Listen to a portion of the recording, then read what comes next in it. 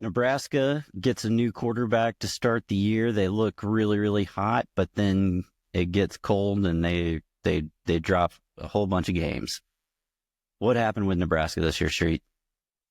Dylan Raiola became Dylan Raiola and became a lot less Patrick Mahomes is what happened.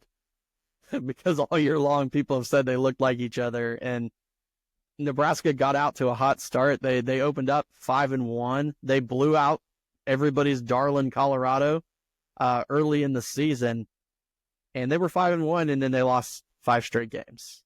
And they lost all 3 games that they had against ranked teams in the conference. When they played Colorado, Colorado was unranked. So yep.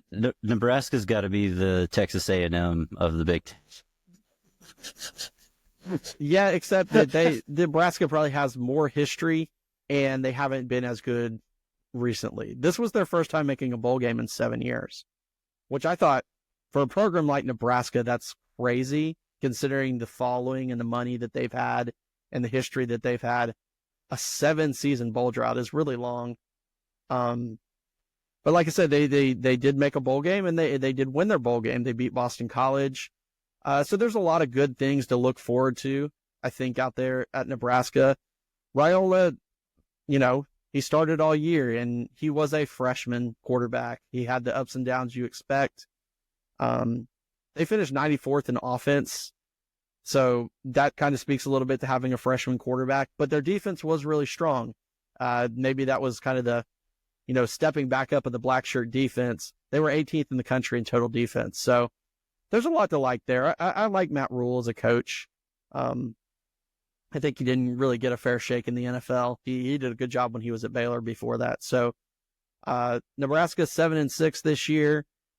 And a lot to build on. They've got some high profile transfers coming in next year.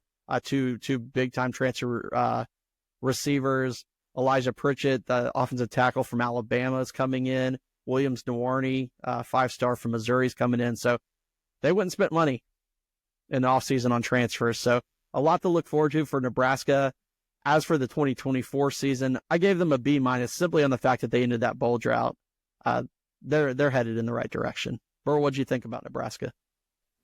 Yeah, I mean, given the fact that they improved their record from the previous year, I agree with you. I think Matt Rhule is a really good coach, especially at the college level.